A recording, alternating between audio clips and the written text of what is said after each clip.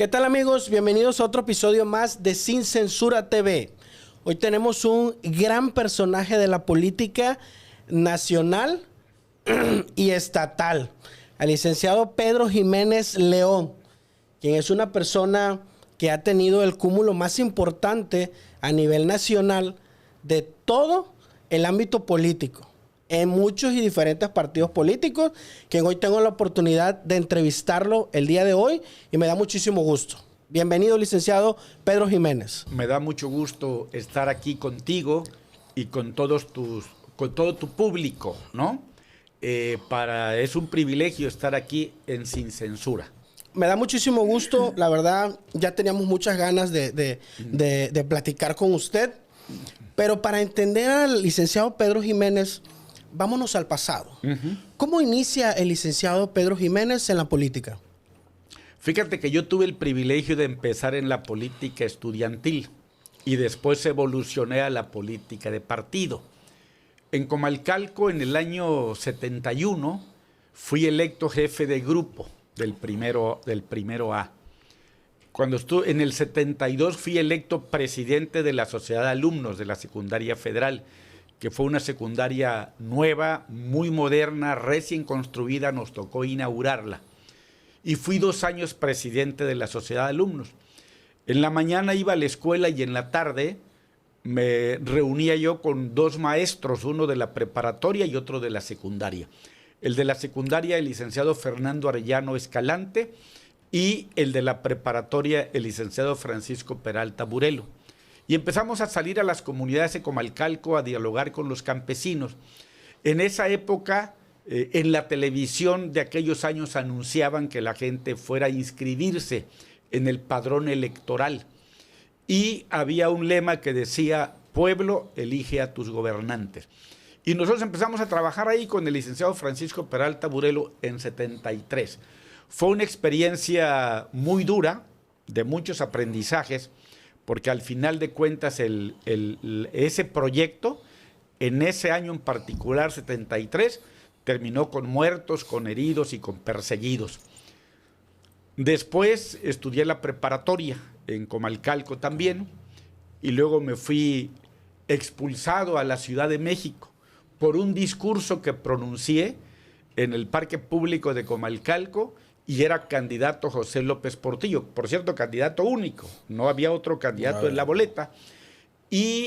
Pero bueno, toda la cerrazón que tenía el PRI y que llevaba episodios como estos, conocidos como del 23 de septiembre del 73 en Comalcalco, pues hizo que hubiera en todo el país una lucha mayor por democratizar al PRI, ¿no?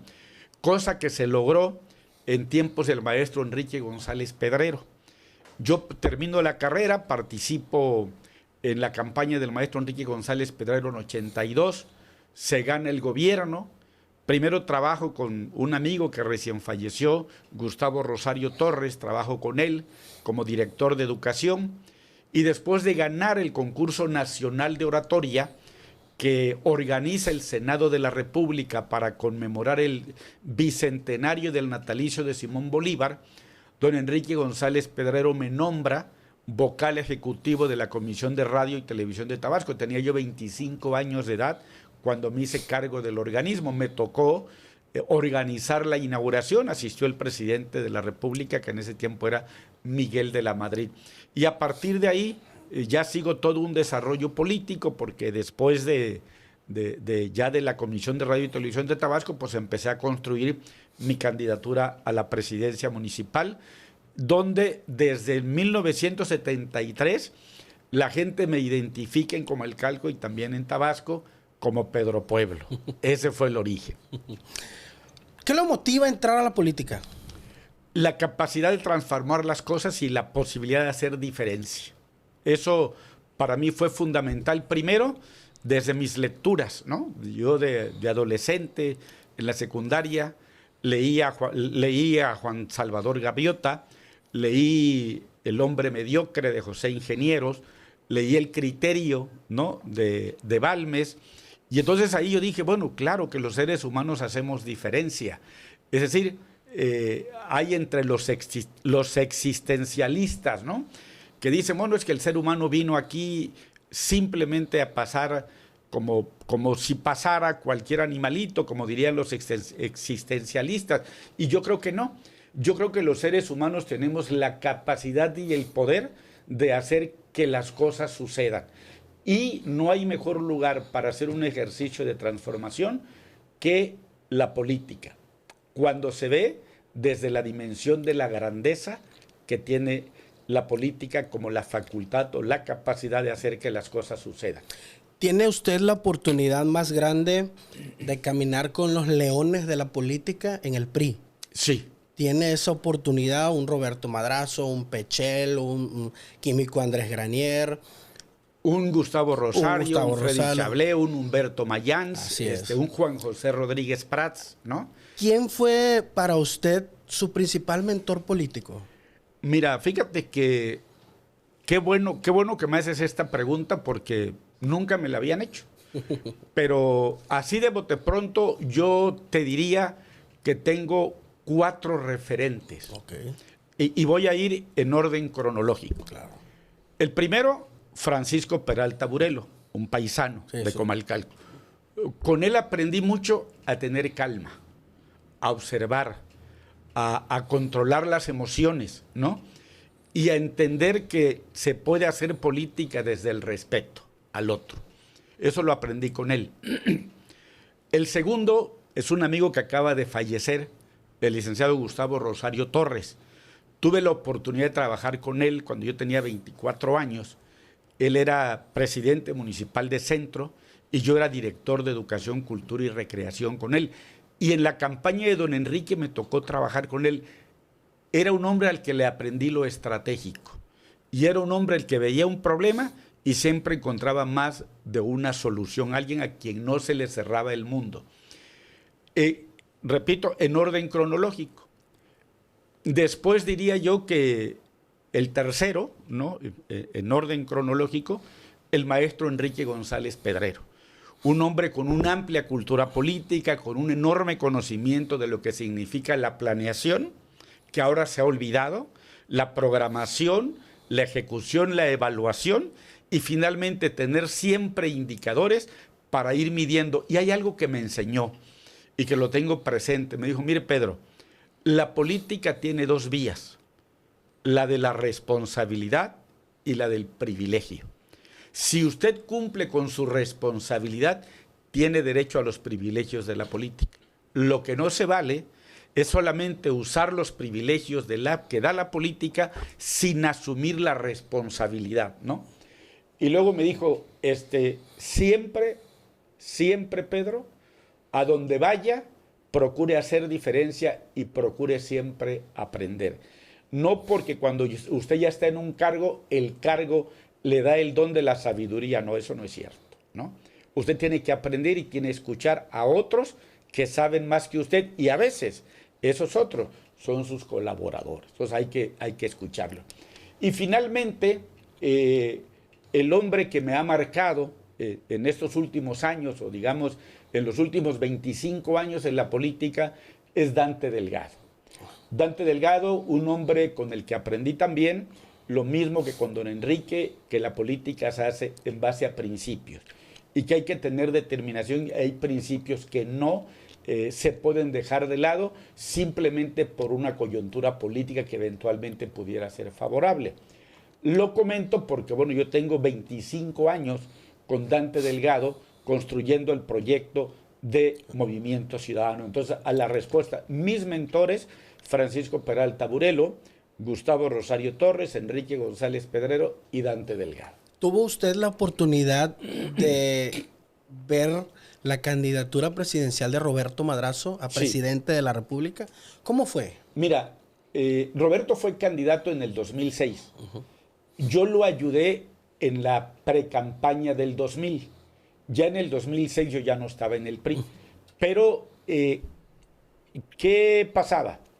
Primero, un presidente de la República, Ernesto Zedillo, llamando a una sana distancia entre el partido y el gobierno. Un hombre que cuando llega al poder, llega con la obsesión de ser considerado un demócrata. Y entonces él empieza su gobierno en el 95, y así como el presidente Salinas concertasesionó con el PAN y les entregó Baja California Norte, les entregó Guanajuato, les entregó San Luis Potosí, Porfirio Muñoz Ledo además lo dijo públicamente en un evento de Movimiento Ciudadano cuando se le entregó la medalla al mérito, dijo que él llegaba a las 9 de la noche a Los Pinos a asesorar al presidente Zedillo. Y una de las asesorías que le dio es decirle que así como Salinas había concertasesionado con el PAN, a Zedillo le tocaba concertasesionar con el PRD. Y en ese sentido es cuando acuerdan que pidan licencias el gobernador Roberto Madrazo en Tabasco y el gobernador Eduardo Robledo en Chiapas. Lo de Roberto no se concreta porque yo me atravieso. Y yo me atravieso porque era un 16 de enero de hace 30 años. Y entonces llego a la oficina, era yo presidente de la Gran Comisión del Congreso en Tabasco, y observo rostros desencajados. Y les digo, ¿qué les pasa? No, es que en las estaciones de radio de la Ciudad de México están diciendo que el gobernador Madrazo va a solicitar licencia. Y entonces hablo y buscando al gobernador, no lo localizo. Eran los primeros celulares esos que parecían un tabique, ¿no? Eran de doble propósito para comunicarse y para defenderse. Entonces,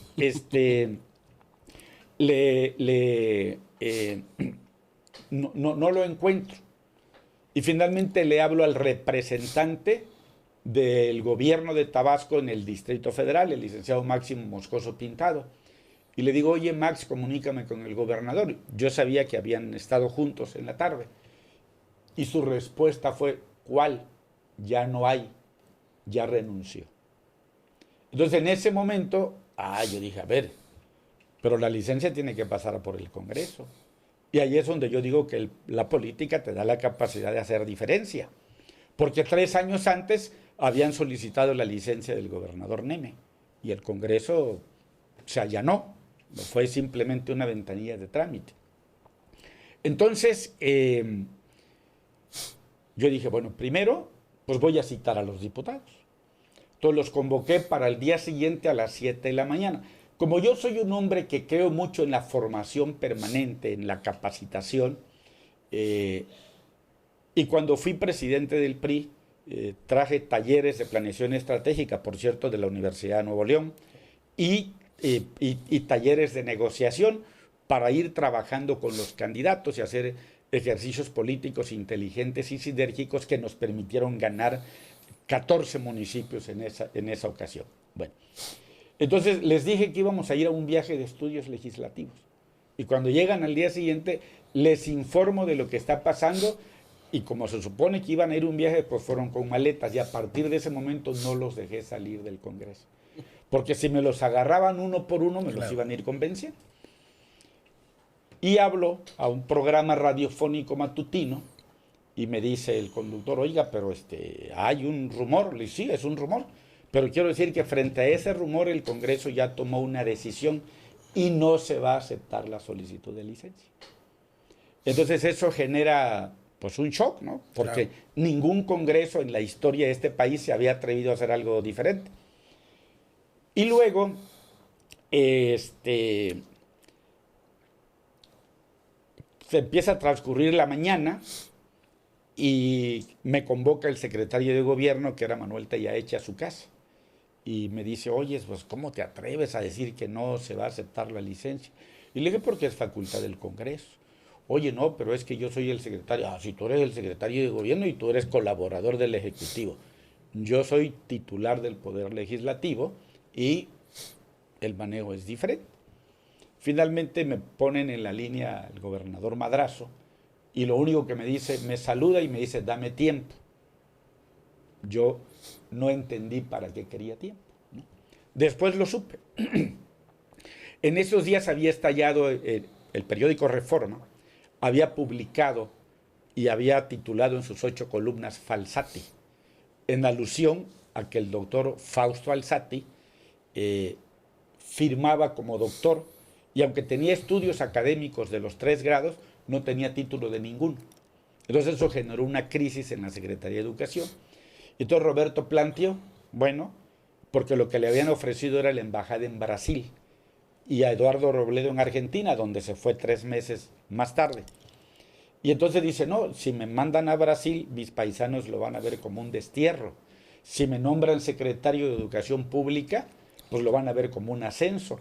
Entonces, sí dejo el gobierno de Tabasco para que el presidente Zedillo pueda cumplir el acuerdo que hizo con el PRD, pero déjenme la Secretaría de Educación Pública.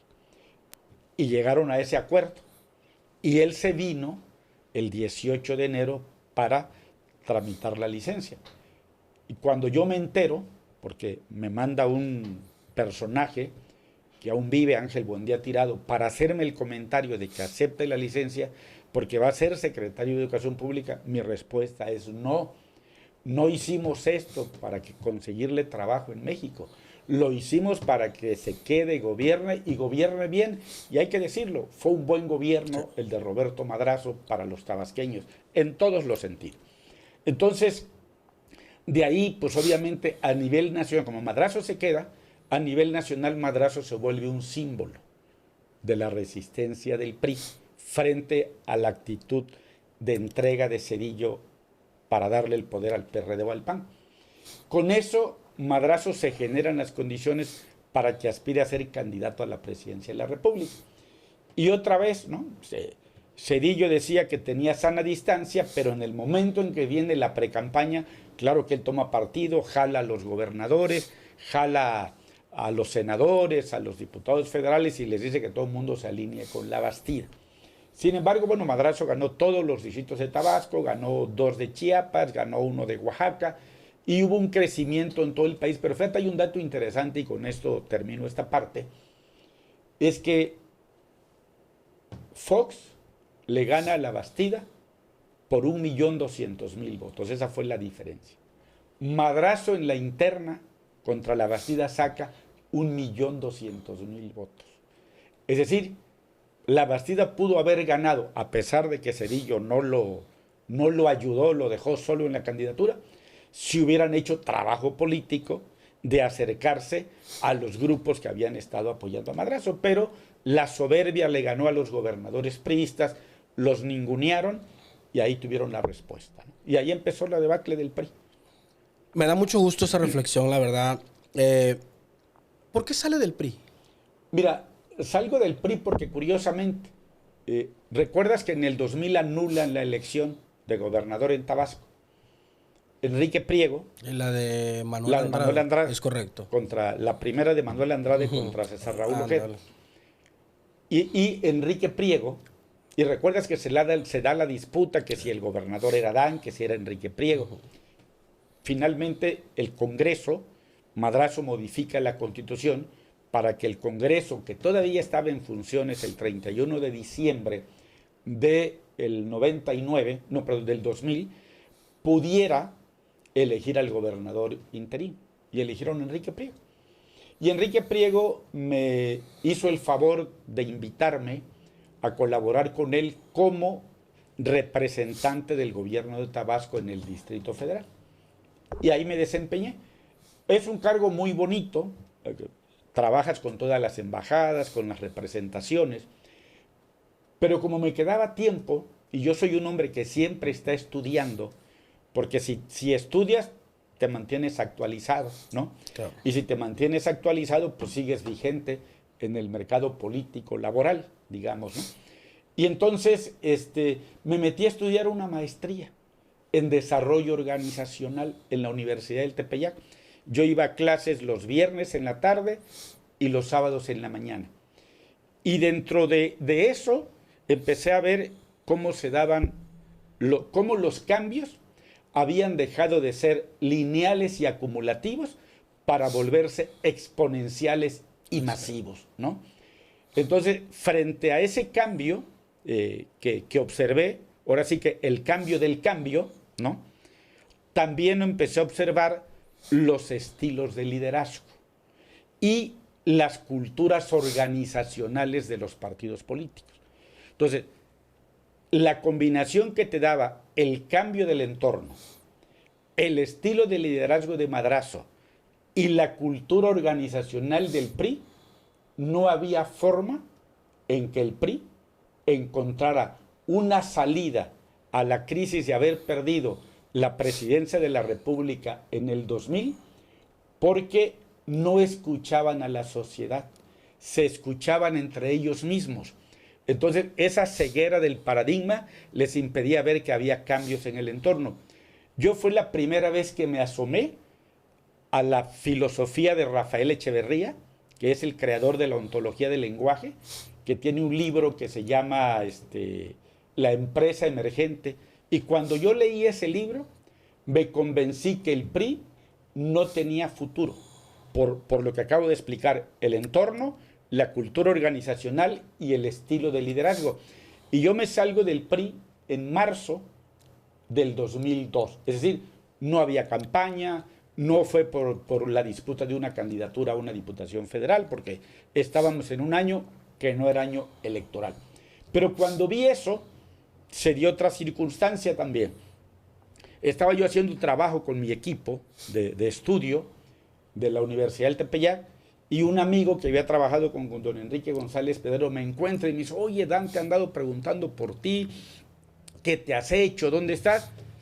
Le llama por teléfono, me lo comunica. Y me dice Dante: oye, espérame ahí, no te vayas. Y ya llega Dante, nos tomamos un café en el Sambor San Antonio, recuerdo, y me hace formalmente la invitación para incorporarme a Convergencia por la Democracia. Y le dije: Dante, termino la maestría en mayo. Y después de que yo la termine, ya me puedo incorporar contigo.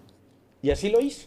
Entonces, desde marzo del 2022, acepté estar en el proyecto con Dante. El próximo año, pues ya habré de cumplir 24 años. Independientemente de que conocía yo a Dante desde antes, en los tiempos del PRI. ¿Por qué, si estaba de frente el PRD, estaba de frente el PAN, ¿por qué Convergencia? En ese entonces era Convergencia. Es correcto. Ahora Movimiento Ciudadano. Es correcto. Por dos razones. Mira, primero, porque era lo nuevo. Es decir, el PAN ya tenía una cultura organizacional conocida por todos, donde el proceso de afiliación era lento, gradual, las candidaturas se definían en función del tiempo de la militancia y los delegados. Y la cultura organizacional que había nacido con el PRD a partir del 95 era una cultura organizacional basada en grupos, o en tribus, o en corrientes. Y ahí las candidaturas dependían del peso que cada corriente tuviera, ¿no? Y entonces yo dije: no me gusta ninguna de las dos. Yo dije: mejor me voy con Dante a Convergencia, y ahí está todo por hacerse. Entonces vamos a crear una cultura organizacional distinta a la del PAN, a la del PRI y a la del PRD. Y no me equivoqué.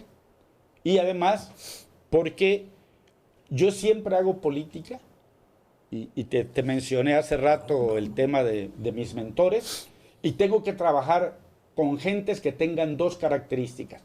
Primero, que yo los respete por su congruencia. Y segundo, que yo tenga algo que aprenderles.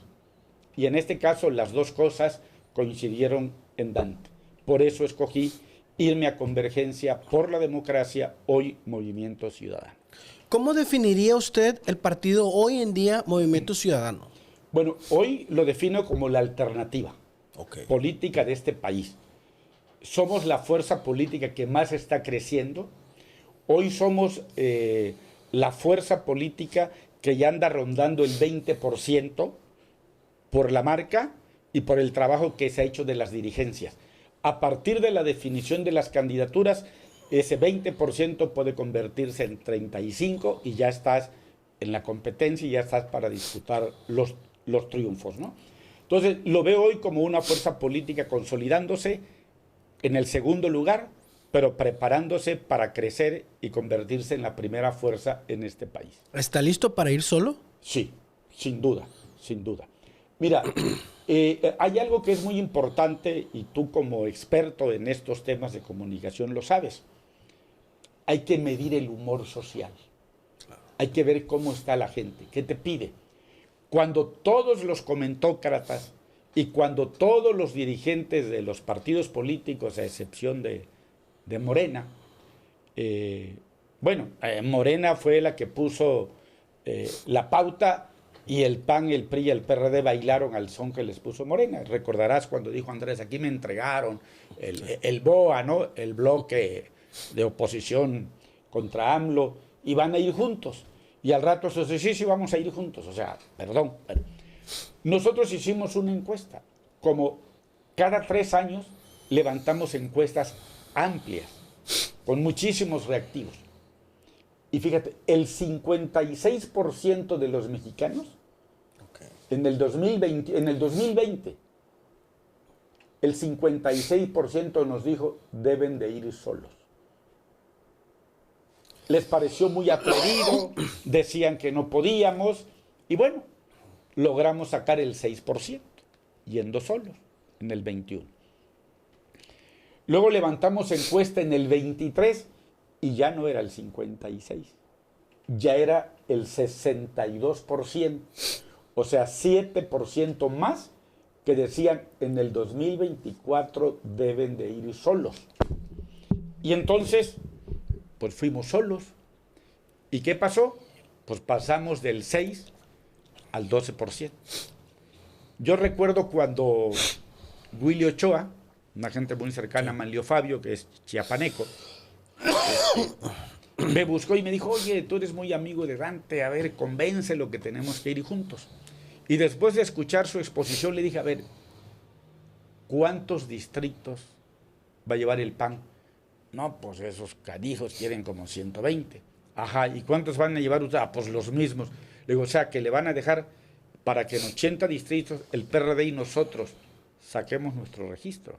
Le dijo, eso es suicida. No hay forma que mantengamos el registro si vamos con ustedes. ¿Qué pasó? El PRD sí fue ahí y perdió su registro. Nosotros fuimos solos y sacamos el 11%.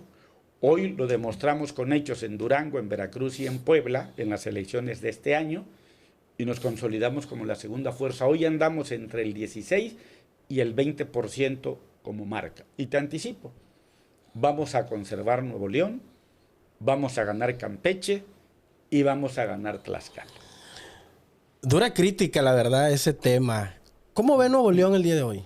Mira, Nuevo León veo un estado pujante, un estado creciendo.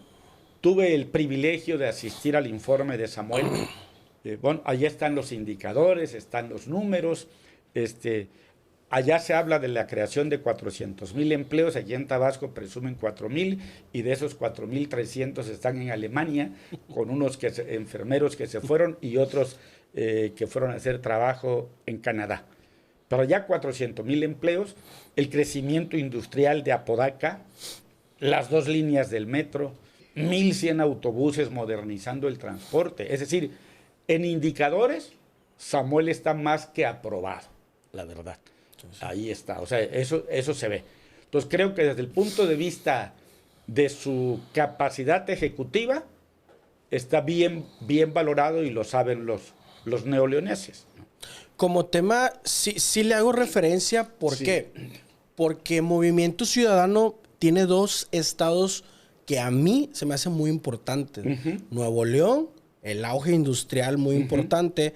Tengo la oportunidad de trabajar allá. Claro. Y Guadalajara, que igual se me hace algo también interesante. ¿Qué lo hace diferente de los demás gobernadores? 2 cosas. Lo que ha perdido Morena, en lo nacional y en lo estatal. Morena odia la planeación. En Nuevo León y en Jalisco hay planeación. Y en el ejercicio de la planeación, ¿no? Tú incorporas a la parte del Poder Ejecutivo, a la parte del Poder Judicial, a la parte del Poder Legislativo, pero hay otras 2 columnas importantes. El sector privado y el sector social. En el caso de Nuevo León y de Jalisco, el sector privado tiene un lugar importante y el sector social también. Y entonces hay una planeación donde metes los recursos fiscales del gobierno, pero también consideras lo que va a invertir el sector privado y lo que vas a aportar para el sector social. En Morena no, porque en Morena no quieren que la gente tenga empleos, porque quieren tener a la gente sumida en la pobreza y en la ignorancia para que dependan del programa social. En cambio, en Movimiento Ciudadano queremos que la gente viva con dignidad. Está bien que tenga su programa social, pero no hay mejor programa social que el empleo. Entonces, y mientras en Morena al empresario lo consideran opositor y enemigo, ¿no?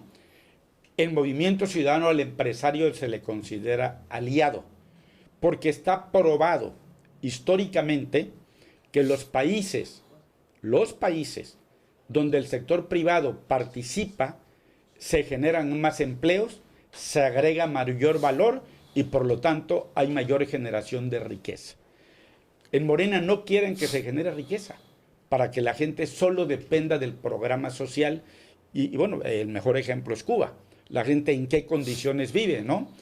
Y hoy te diría yo, hay que ver los indicadores del Banco Interamericano de Desarrollo. México ocupa el lugar 18 de 20 países de América Latina en crecimiento este año. No crecimos, decrecimos 1 punto. Haití decreció 2 puntos, pero Haití ha sido estructuralmente el país más pobre de América Latina.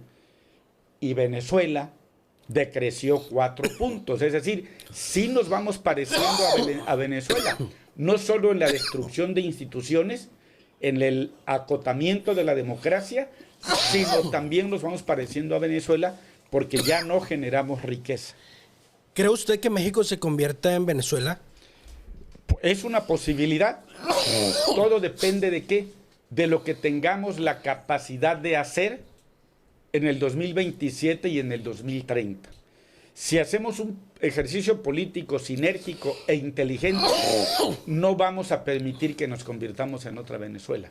Pero si la gente no tiene la capacidad de participar, de informarse y de, digamos, orientar en un solo sentido por regiones, ¿no?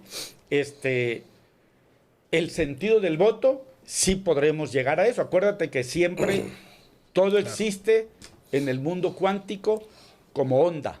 Hasta que colapsa se concreta en algo. Aquí depende de la energía ciudadana, de la energía social, de que tengamos la capacidad de quitarle a la mayoría a Morena en la Cámara de Diputados en el 2027 y quitarles la presidencia de la República y el Senado y la mayoría en la Cámara de Diputados en 2030.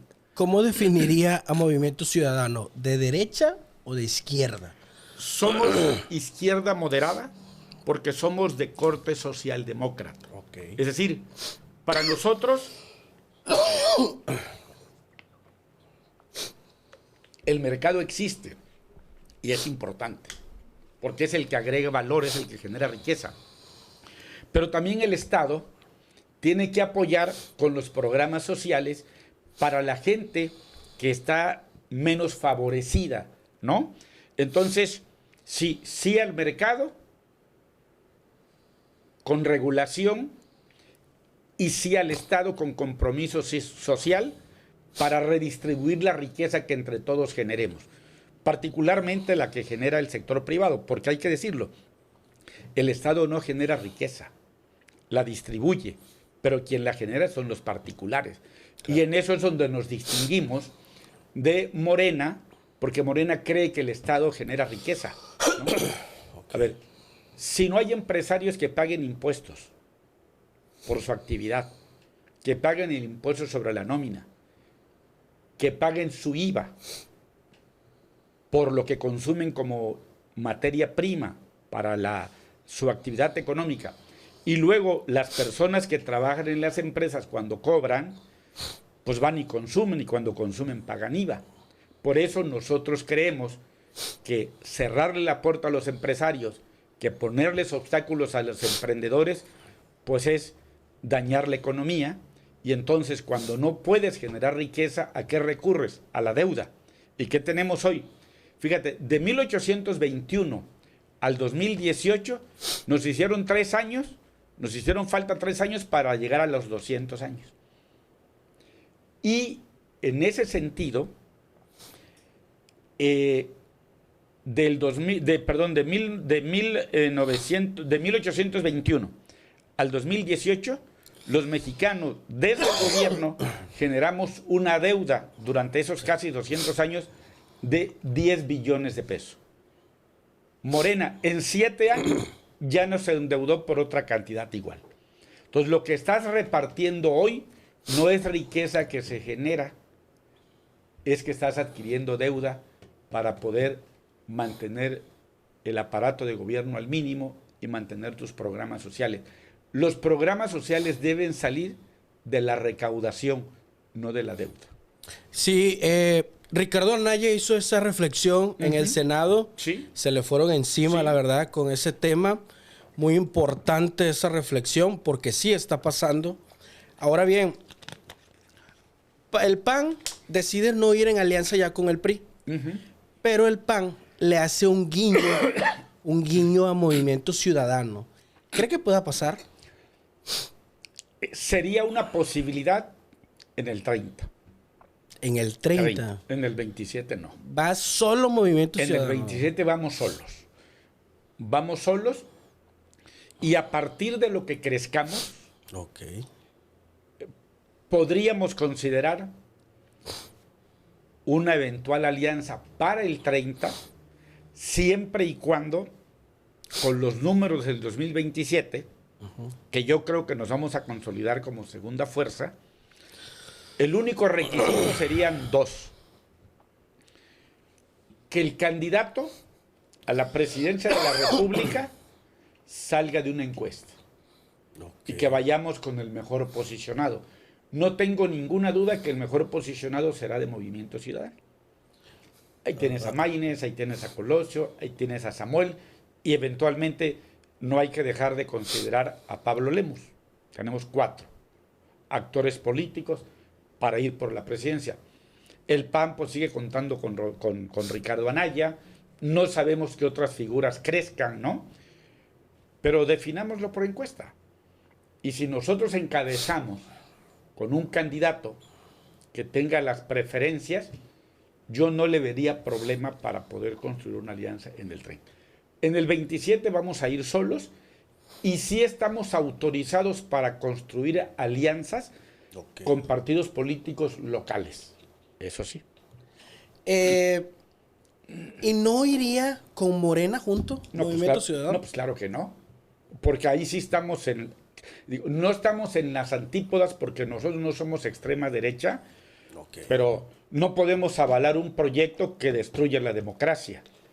No podemos avalar un proyecto que solapa de manera desmedida la corrupción. No podemos avalar un proyecto que destruye instituciones.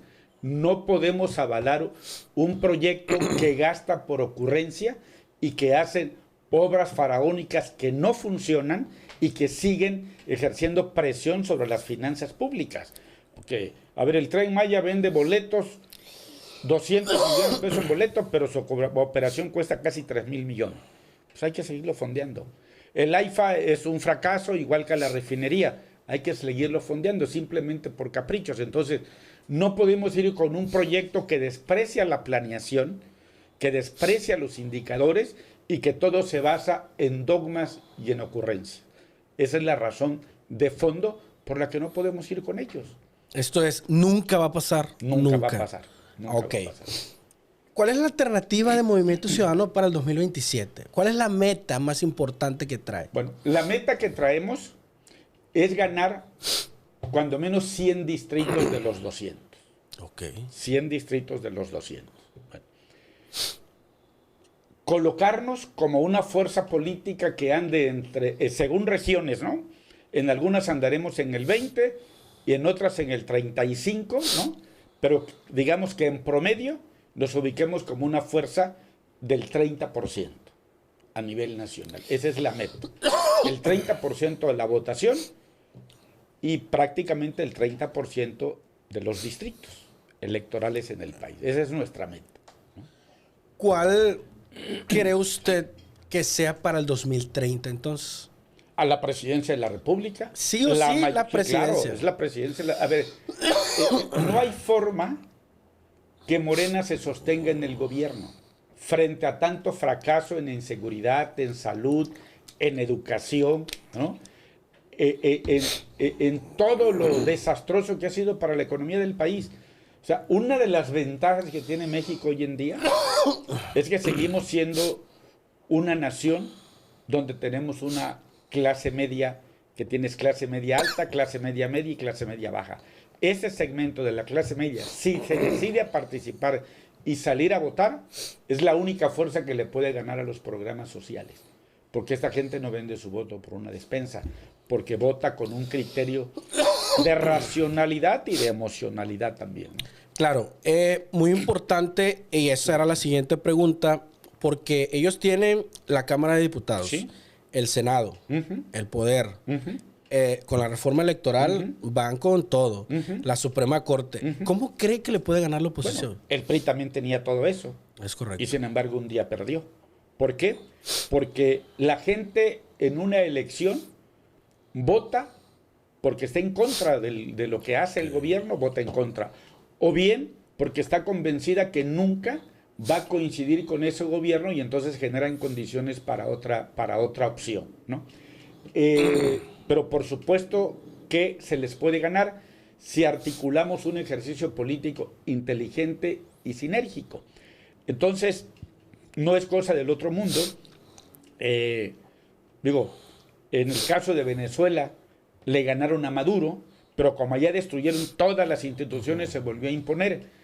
Y aquí, en el 27, si le ganamos la mayoría en la Cámara de Diputados, ya no van a poder seguir destruyendo instituciones porque no van a poder reformar la Constitución a partir de que pierdan la mayoría calificada en la Cámara de Diputados. Ahora fíjate, tienen el Poder Ejecutivo, ya tienen el Poder Judicial, tienen las dos cámaras y tienen el país hecho un desastre y tienen la economía que no crece y tienen al país bañado en sangre por la inseguridad.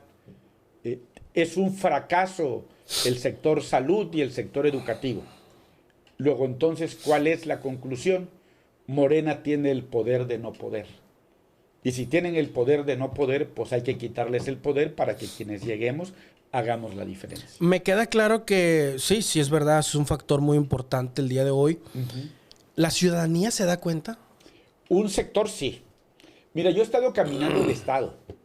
Obviamente no subo a redes sociales nada de los encuentros que tengo a lo largo y ancho del Estado. Y la gente dice, sí, yo los apoyé, pero ya me decepcionaron. Oiga, sí los ayudamos, pero ¿qué cree? Nos pagaron mal. Dicen los maestros, oiga, nosotros los ayudamos a llegar y hoy nos afectaron nuestros salarios, nos afectaron nuestras prestaciones y nos grabaron nuestro aguinaldo. Antes los gobiernos del PRI y también los gobiernos del PAN, ¿no?, le daban a los maestros su aguinaldo y el gobierno del Estado, es decir, les grababan, pero luego les regresaban. Y el gobierno pagaba a Hacienda ese margen. ¿Por qué? Porque eran gobiernos que, independientemente de sus excesos, como tenían sentido de planeación, iban cuidando los recursos para no tener crisis a fin de año, ¿no? Hoy estos, pues empezó la crisis porque pues no más de huachicol dejaron de recibir, bueno, dejaron de entrar a las arcas 600,000 millones de pesos, ¿no? Entonces, pues no tienen dinero porque ya no entra dinero al país porque el dinero entra al bolsillo de los que manejan el huachicol fiscal.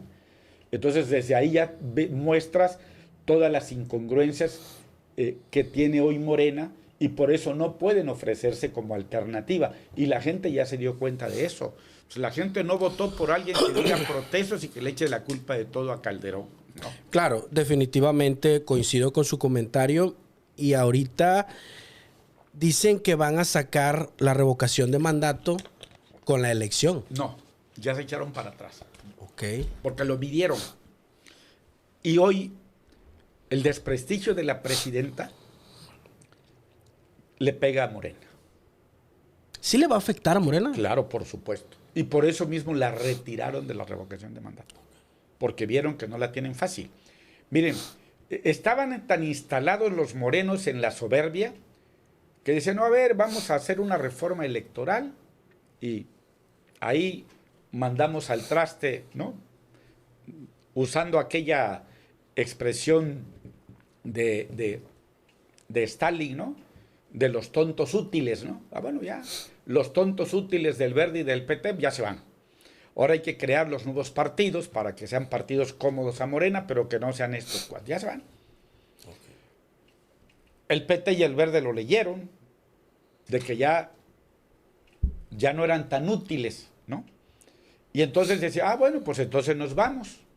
Y empezaron a buscar figuras para decir, vamos a ir solos y vamos solos. Y cuando vino aquí la secretaria de Morena dijo, no van a ir solos, vamos a ir juntos, los necesitamos, tenemos que conservar la mayoría, porque se dieron cuenta que la estaban perdiendo. Habrá que ver si el Verde y el PT les vuelven a comprarle el cuento, porque en cuanto vuelvan a tener poder, los van a volver a amenazar de extinguirlos. Claro, hay que definir que Andrés Manuel en los 6 años, su popularidad era tremenda y hay que reconocerlo. Tenía Tenía de dónde salir, es correcto. Hoy vemos a Claudia que a un año de gobierno ya las encuestas mencionan un 40% de aprobación. Es correcto. ¿Cuál es el factor ahí? Pues la ineptitud del gobierno, la falta de resultados, el fracaso de todas sus acciones y que frente a lo evidente de la corrupción que hay, no hacen nada y todo lo solapan. Porque además, pues claro que Andrés estaba enterado de todos estos menjurjes, como decimos en Tabasco. ¿Sí lo sabía Andrés Manuel? Ah, claro que lo sabía. Bueno, en su propia voz, el presidente sabe todo. Me da mucho que pensar, porque la retórica es una y salen con otras cosas todos los días. Claro. Al final, Morena, ¿qué terminó siendo? Un quítate tú para ponerme yo. Y al final, la corrupción del PRI y del PAN la superaron, pero con un cinismo que no tiene parangón en la historia de México. Sí, no tiene absolutamente nada. Vamos a... El 2027 sí es muy importante, ¿va? Para todos. Pero, ¿qué pasa si gana otra vez Morena? Yo creo que va a tener triunfos en varios estados y va a tener triunfos en varios distritos, pero hay otros donde va a perder, no va a ganar al 100%. Definitivamente. ¿Cómo ve a Tabasco el día de hoy? Mira, yo veo que en Tabasco hay una enorme oportunidad para construir una alternativa, ¿no? La gente está cansada porque además Morena está quebrado, hay 2 corrientes, hay 2 grupos, se descalifican y dentro del propio grupo que gobierna hay sus propias divisiones, ¿no? Los que tienen la bendición de Andy para ser candidatos, los que tienen la bendición de Mike para ser candidatos, pero yo creo y me atrevo a anticipar, porque por ahí veo un personaje que ha estado muy presente en las renovaciones de las dirigencias seccionales de Morena. Okay. Y yo ahí lo que veo es que de pronto ese personaje puede venir como el tercero en discordia, porque ni es de Andy ni es de May, es de la presidenta. ¿Puede decir el nombre? Raúl Ojeda. Raúl Ojeda otra vez. Para el centro. Sí, claro. Para el centro. Va a estar muy peleado. Para el centro, en el 27. Creo que esta vez, si no me equivoco, le tocaría hombre ya a centro, ¿no? Le tocaría hombre a centro. Es correcto, le tocaría hombre a centro. Así es. Defina, porque a mí me llama mucho la atención, Luis Donaldo Colosio. ¿Lo ve para gobernador o lo ve para la presidencia de la República? Mira, a mí me gustaría verlo para la presidencia de la República, porque en el recorrido que ando por el país, la gente por el recuerdo del papá, pero también por lo que Luis Donaldo ha hecho, dicen vamos con él. Y con él sí, y me lo dice gente que hoy está en otras fuerzas políticas, incluso algunos hasta de Morena. Pero, pues la política, como dice Dante, no es va siendo, o como decía don Enrique González Pedrero, en política nada es de una vez y para siempre. Entonces, hoy Luis Donaldo tiene frente a sí, en el 27, la posibilidad de ser candidato a gobernador de Nuevo León, o la posibilidad inclusive de ser candidato a gobernador de Sonora. Aunque él dice, bueno, yo no nací ahí, yo no crecí ahí, es la tierra de mi papá, pero como diría Porfirio Muñoz Ledo, en alusión a los romanos, jus soli, jus sanguini. Hay derecho de suelo y hay derecho de sangre, ¿no? Entonces, en ese sentido, Luis Donaldo podría ser candidato a cualquiera de estos dos estados, pero es una decisión que se va a tomar, creo que dentro de unos 10 meses, ¿no? Yo creo que si entra a una gubernatura, ya no lo vería para el 30, ¿no? Pero eso va a depender de él y de cómo estén las cosas dentro de unos 10 meses. ¿Se la debe la ciudadanía? Digo, por el tema de su papá. Sí, bueno, digamos que en una parte, digamos que sí, una parte sí, pero hay que reconocer que Luis Donaldo tiene una formación jurídica sólida, tiene una visión política también de centro-izquierda, ¿no? Y me parece que ya ha construido carrera por él mismo. Sin embargo, pues, no se puede dejar de reconocer que la historia, el legado del papá, pues también le favorece, y eso no es algo que sea malo, al contrario, creo que es una suma en positivo para el total de su consideración de su capital político. Cambiemos un poco de tema. Vimos ahora la Fiscalía General de la República lo que hizo. Quitaron a Alejandro Gertz Manero y pusieron a esta señora. ¿Fue un golpe mediático? Fue un golpe político. Primera. A ellos mismos. Claro, a ellos mismos.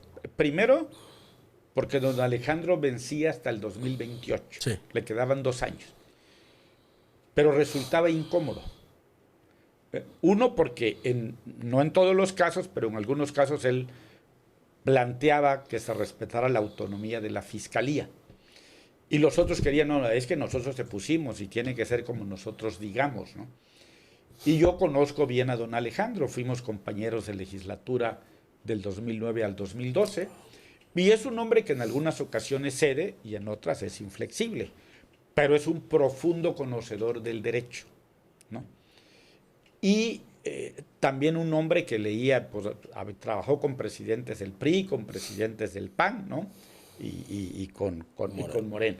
Entonces, un hombre que conocía los estilos también de los presidentes con los que le tocó y la cultura organizacional de cada uno de los partidos de donde venían estos presidentes de la República.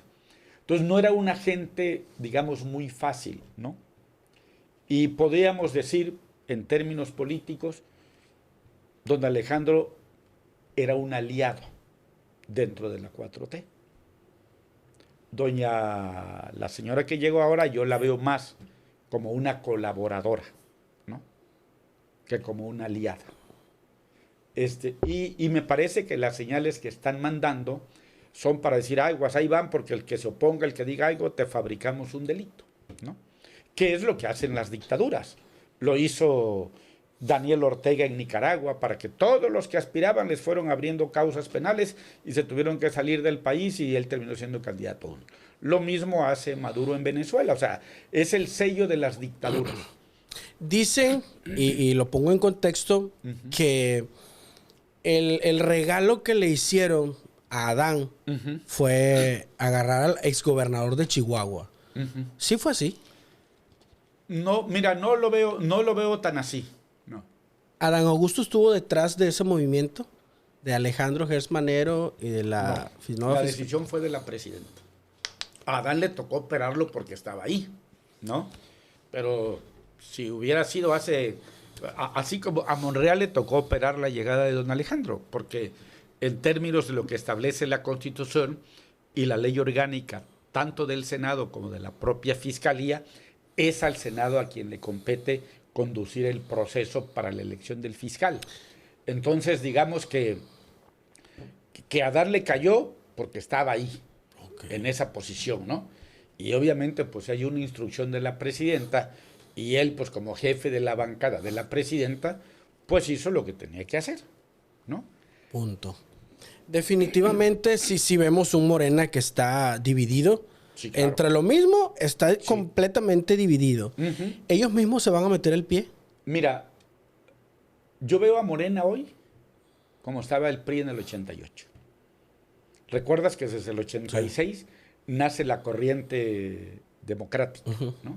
Con el ingeniero Cárdenas, con Porfirio, con la maestra Ifigenia, con González Guevara, ¿no? Y otros personajes ahí. Entonces, ahí empezó la división del PRI, que finalmente terminó en la fundación del PRD.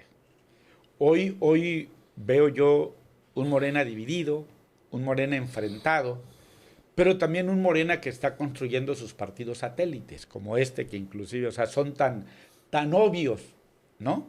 Que uno de los nuevos partidos lleva las iniciales de la presidenta, ¿no? Construyendo solidaridad y paz, ¿no?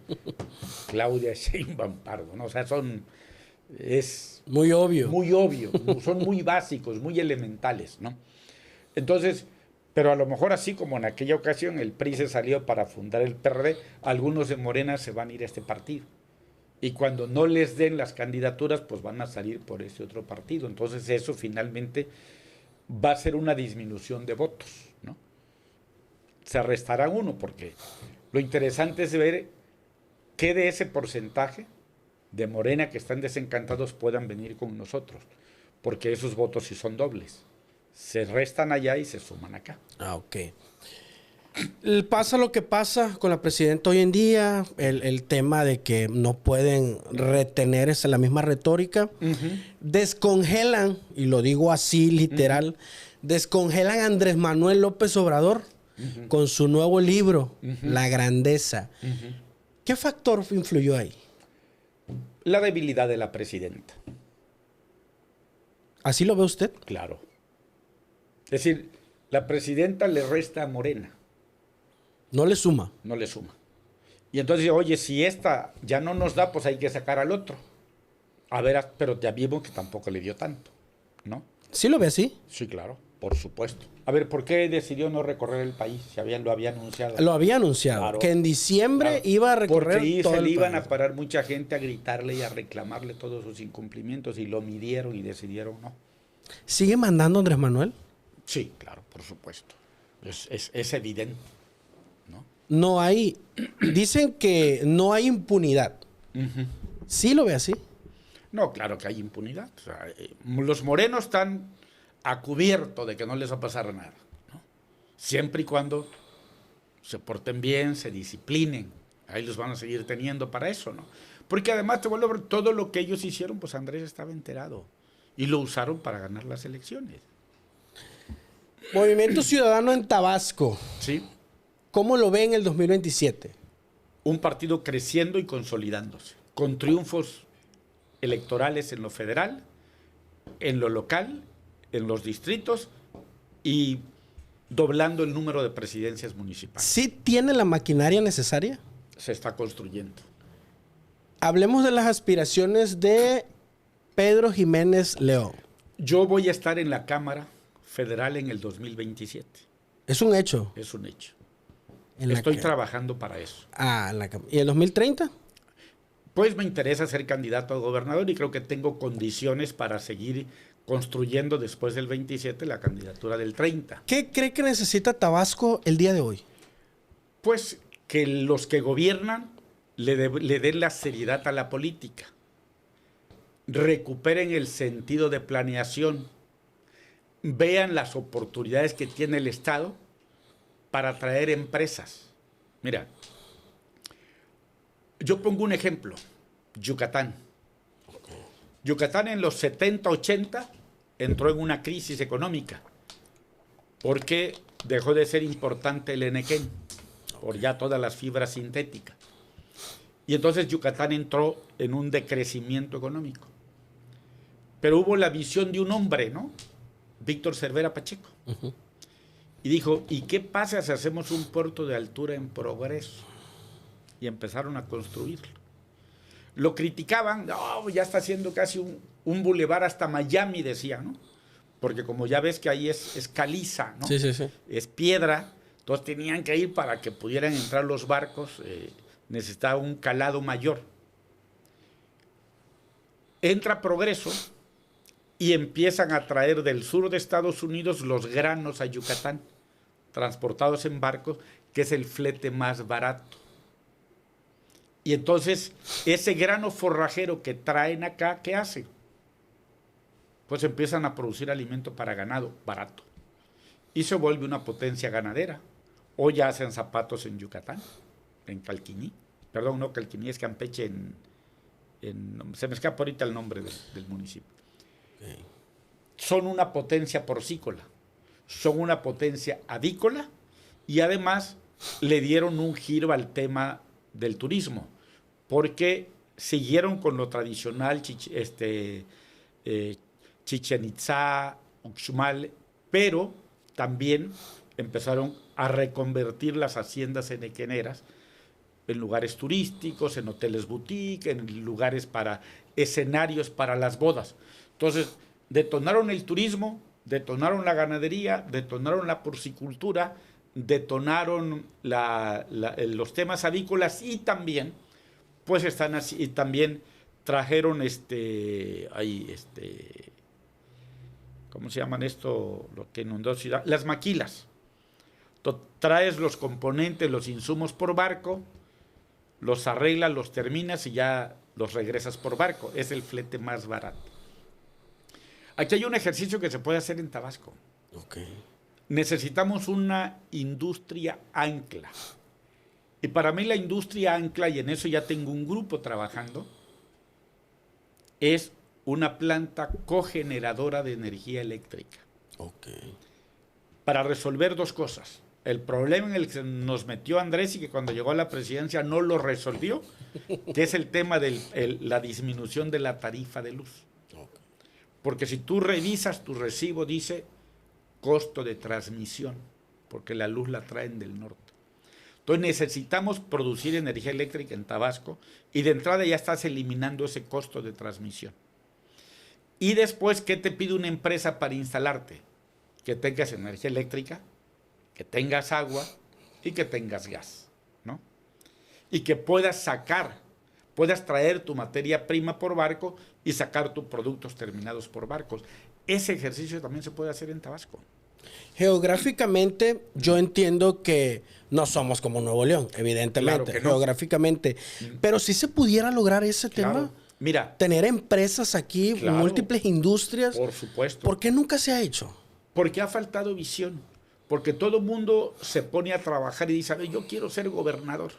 Okay. Y se enfocan en ser gobernador. Y ya que eres gobernador, oye, vamos a hacer esto. Pero no les da el tiempo. Yo estoy construyendo 2 rutas paralelas. Okay. Estoy en la construcción del consenso, porque evidentemente me voy a someter a una encuesta, ¿no? Pero además estoy teniendo grupos de especialistas que me están trabajando desde ya estos temas. ¿Por qué? Porque yo tengo que ver, ok, la planta cogeneradora que vamos a hacer, ¿con qué tecnología? ¿Con qué financiamiento? ¿Cuál es la viabilidad del proyecto? Y todo eso implica estudios. Claro. Y todos esos estudios los voy a hacer y los voy a financiar desde la Cámara de Diputados. Porque la Cámara tiene fondos para eso. Para eso son las comisiones, ¿no? Y luego, ok, ¿qué cambios, qué modificaciones tenemos que hacer en el ámbito legislativo para que las empresas internacionales que van a participar en la construcción de la planta o que la van a financiar tengan la certeza jurídica de que su patrimonio invertido está a salvo? Y una vez que se tenga esto, vamos a trabajar. Yo dejé, cuando fui secretario de Desarrollo Agropecuario, Forestal y Pesquero, dejé hecho el estudio para construir un distrito de riego en el Bajo Usumacinta. Allá se pueden poner plantaciones de arroz, sembrar arroz. Podemos sembrar también limón, podemos sembrar aguacate. Puedes tener polígonos, ¿no? 3,000 hectáreas de un producto, 4,000 de otra, 5,000 de otra, 10,000 de otra. Y con el riego vas a tener muy buen rendimiento por hectárea. Y luego hay que ver cómo fabricamos o con chalanes para bajar por todo el río y traerlos a frontera. Y después a lo mejor hacer un muelle de estos flotantes para que ahí puedas llevar la carga, subirla al barco, y todo eso lo puedes vender en Estados Unidos o lo puedes vender en Centroamérica o lo puedes vender en Sudamérica, ¿no? Todo depende a donde podamos encontrar un mercado. Pero podemos con eso detonar la economía. ¿Por qué en el Bajo Usumacinta? Porque allá todavía hay grandes extensiones de tierra, lo que ya casi no hay en la Chontalpa. Tú y yo, que somos de Comalcalco, bueno, obviamente tú eres más chico, mucho más chico, pero cuando yo estudiaba la secundaria, algunos amigos míos, sus papás tenían 10 hectáreas de cacao y la familia vivía bien y pudieron todos ellos estudiar, terminar una carrera. Sus papás cambiaban cada 2 años o una Datsuncita o una Forcita, pero tenían su camionetita. Crecieron los hijos, algunos como estudiaron ya no regresaron. Pero pues ¿qué pasa? Pues dividieron las 10 hectáreas en 5 bloques de 2 hectáreas cada bloque. Y si alguno construyó su casa ahí, pues ya ni siquiera le quedan las 2 hectáreas para sembrar. Entonces ya estamos en el fenómeno del minifundio. Y para poder sembrar grandes cantidades, para poder abastecer un mercado, pues nos queda todavía la región de los ríos para hacerlo, ¿no? Pero hay que pensar en eso, en la parte técnica, en la parte financiera, en la parte de la sustentabilidad y empezar a avanzar con todos los estudios para que cuando lleguemos al gobierno no estemos empezando a hacer los estudios, sino empecemos ya a ejecutar. Si ahorita planeamos, programamos antes de entrar y cuando lleguemos ejecutamos y nos va a dar tiempo de consolidar un proyecto que va a ser... ¿Qué hicieron con el Puerto de Progreso? Después lo ampliaron. Sí. Porque la demanda los rebasó, pero ya sabían cuál era la ruta y ahí está Yucatán hoy, ¿no? Esto es, ¿no van a traer inversión extranjera en Tabasco ahora? Pues no, si odian a los empresarios, ¿cómo los van a invitar que vengan? Es que ese es el factor que no entiendo, no visualizo del todo. Claro. A ver, y te voy a explicar porque, a ver, ellos, lo dije en el 2020, van a venezolanizar México.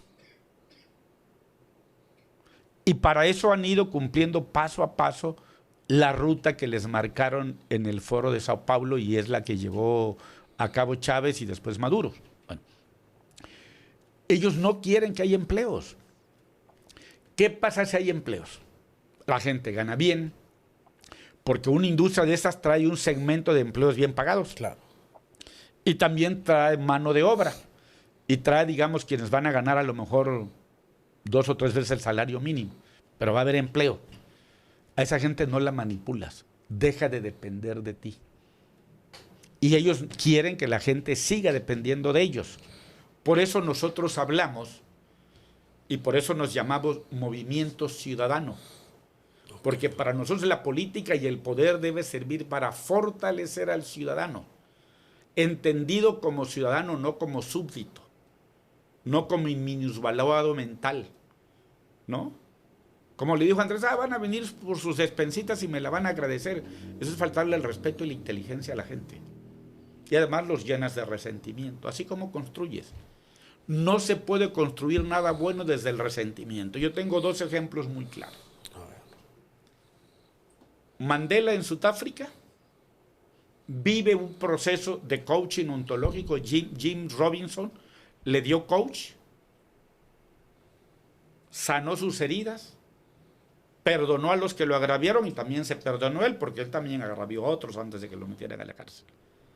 Y una vez que cerró ese nudo emocional, pues tuvo la grandeza de unir a Sudáfrica, ¿no? El ejemplo aquí es al revés. Todos los días desde la mañanera se condenaba, se descalificaba, se dividía al país, se polarizaba, ¿no? Desde el resentimiento no se construye. Desde el amor sí se construye. Y el amor empieza con el perdón. Esto es el populismo, claro, como tal. No es funcional en México. No, ni en México ni en ninguna parte del mundo. Definitivamente. Porque el populismo es eso, es popular, pero no tiene soporte técnico. Es popular, pero lo popular a veces no se asienta en el método. Entonces, por eso, este país, ¿por qué funcionaba? Independientemente de los excesos que tuvieron los gobiernos del PRI y del PAN. porque en cada secretaría había un núcleo duro de técnicos, expertos, y decían, mire, llegamos hasta aquí y lo que sigue es hasta acá. Por eso durante muchísimos años no tuvimos problemas del gusano barrenador. Hoy sí. Hoy sí, porque se les olvidó la planeación, se les olvidó el método. Dejaron de invertir en la planta para producir las moscas, ¿no? Además abrieron la frontera para meter ganado, que en muchas ocasiones era ganado robado en Centroamérica, pero no tenían las condiciones de sanidad que teníamos en México. Y hoy lo estamos pagando. No podemos estar exportando ganado de una región de México a Estados Unidos por el gusano barrenador. Una de las críticas que he escuchado mucho de la ciudadanía en redes y Sí. todo es el tema de la basura igual. Uh-huh. Yo he leído bastante, me gusta leer mucho. He visto que China ya erradicó la basura. Claro. Hizo plantas Claro. generadoras de energía eléctrica. Claro, por supuesto. México tiene la capacidad, los recursos, tiene todo, pero no crece.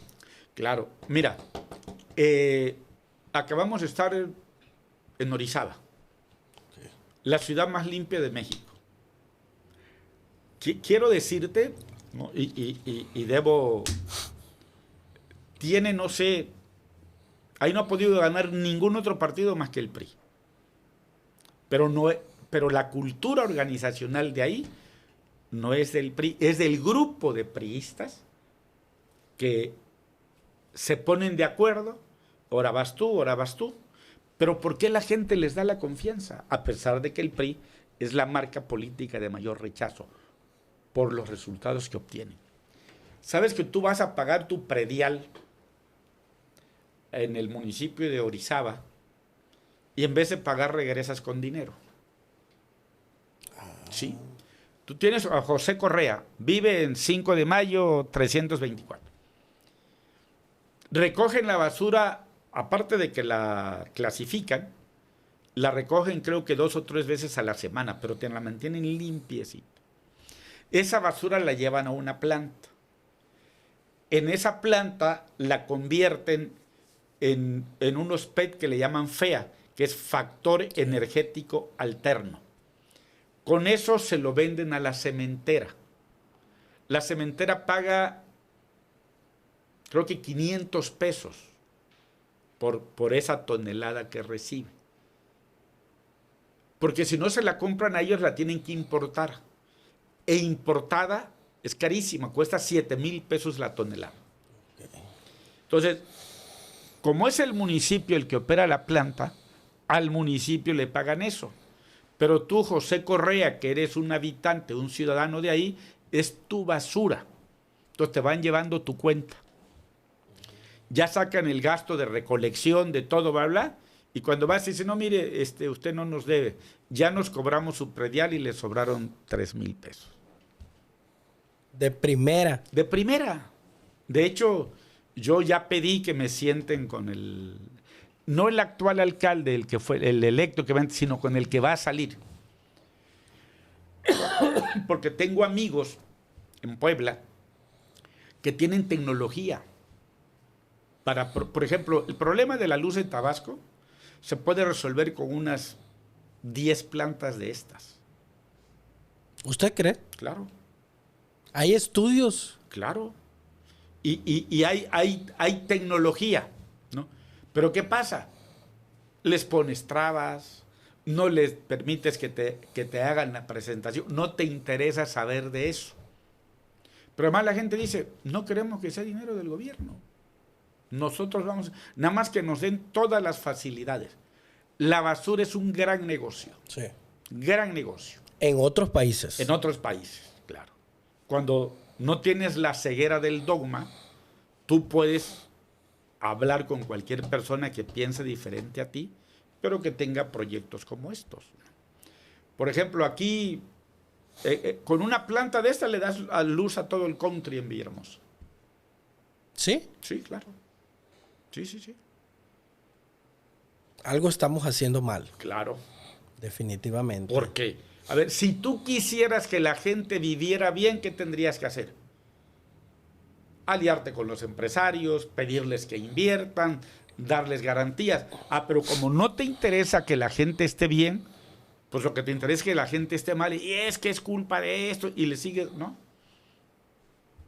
Hasta que, como todo, ese discurso se va a desgastar y no va a aprender ya, cuando menos en la mayoría de la gente, ¿no? Pasamos de un Edén a un Malven, dicen. ¿Qué pasa con Tabasco en la seguridad? Bueno, pues que no hay control, ¿no? Las instituciones están infiltradas, ¿no? Hay complicidades, ¿no? Entonces, y no hay compromiso de resolverlo. Bueno, no es el problema solo, es un problema de todo el país, Sí, sí. que obviamente se vive también en Tabasco, ¿no? A ver, cuando un presidente, oiga, aquí están los malandros, están arriba de los cerros, ayúdenme. Ay, está loco ese, hasta que lo mata. Bueno, tenemos un caso, Carlos Manso. Sí, claro, de eso estoy hablando. Carlos Manso. De eso estoy hablando. ¿Por qué tiene que, o sea, se quejan, dicen, levantan la mano los gobernantes y los tienen que matar para que ya el gobierno, ¿por qué? Precisamente porque no hay capacidad de respuesta del gobierno para atender los problemas. Porque además, pues para nadie es un secreto que el crimen organizado le ayudó a Morena a ganar las elecciones. ¿Cómo te pago? Haz lo que quieras. Lo estoy entregando a la ciudadanía y te la estoy dejando en estado de indefensión, pero yo tengo el gobierno. Y con que yo tenga el gobierno, tú haz con él lo que quieras. ¿Se puede erradicar esa parte? Claro que se puede. ¿Cómo? Se pudo en Colombia. ¿Se pudo en Salvador? Sí, claro, y se pudo en El Salvador, digamos, fue más drástico porque también cada lugar tiene sus características. Claro. Yo he tenido la oportunidad de platicar con la persona que le diseñó a Bukele el tema en seguridad, ¿no? Y me explicaba cómo lo fueron haciendo y cómo el tiempo que tuvieron que tomarse, ¿no? Y además no dijeron nada. Hace cuenta, cambiaron la ley a las 11 de la noche y a partir de las 12 de la noche empezaron a recoger pandilleros y sabían dónde estaban, ¿no? Bueno, pero fíjate, eso, tengo una amiga que con mi esposa hizo el programa de coach ontológico en Chile, salvadoreña. Ella vivía en Miami y luego se vino a México. Ahora está mandando dinero y la mamá ya tiene un pequeño negocio en El Salvador. Pero no solo ella, muchos que están en Estados Unidos ya están mandando dinero. Entonces hay un crecimiento económico en El Salvador porque la gente puede invertir con seguridad, ¿no? Es que el crecimiento fue rápido. Claro, rapidísimo. Porque también fue una decisión de fondo. A ver, ¿qué modificaron en la ley? ¿Qué infraestructura tuvieron que hacer? Y empezar la recoge. Y sí, claro, hubo violación a los derechos humanos, sin duda. Pero aquí hay más. Porque te violan el derechos humanos en los delincuentes y te los viola el gobierno. ¿Qué se hizo en Colombia? Se juntaron los líderes políticos con los líderes religiosos de todas las iglesias. Se juntaron con los líderes deportivos, se juntaron con los líderes empresariales y se juntaron con los líderes sindicales. Y dijeron, a ver, tenemos que recuperar nuestra ciudad. Y entonces, a ver, ¿qué va a hacer el gobierno? Ok, vamos a iluminar este complejo deportivo y, a ver, tú líder deportivo vas a sacar la convocatoria para que aquí jueguen básquetbol, jueguen fútbol de cancha y jueguen voleibol. Y aquí el sacerdote va a agarrar a los muchachos en la iglesia y los va a formar y los va a evangelizar y los va a invitar a que hagan deporte. Vamos a recuperar ese, porque ahí vendían droga. Estaba oscuro, pasaban, ¿no? Cuando iluminaron todo y empezaron a organizar los eventos y a convivir ahí, el vendedor de droga se fue alejando. Pero también trabajaron con los padres de familia, también trabajaron con los maestros, ¿no? Y obviamente trabajaron con los alumnos. Entonces fueron disuadiendo a la gente a que que estuvieran atentos de sus hijos, que platicaran con ellos, que los abrazaran, que fueran muy amorosos con sus hijos, para que no tuvieran necesidad de buscar una sustancia adictiva. Empezaron a construir bibliotecas, empezaron a hacer muchas cosas y la delincuencia empezó a bajar. Claro, no va a desaparecer, pero es importante que cada vez afecte a un porcentaje menor de la población. Pero sí se puede. ¿Cree que en México pueda pasar? Mira, obviamente el tamaño del país es diferente, ¿no? Pero si en cada estado, si en cada lugar, si en cada ciudad capital se empieza a hacer esto, se puede permear sin ningún problema, ¿no? Y yo qué digo, cada quien tiene que empezar por su casa, ¿no? Yo cuando vi esto, cuando matan a Manuel Buendía en el 86, ¿no? Mis hijos tenían 2 años, uno, y 1 año el otro, los mayores. Y yo dije, tengo que cuidar, estar pendientes de ellos y tratar de que no consuman ninguna adicción. Entonces estuvo muy pendiente con ellos, platicando y todo. Ahí están mis hijos, a salvo de eso, ¿no?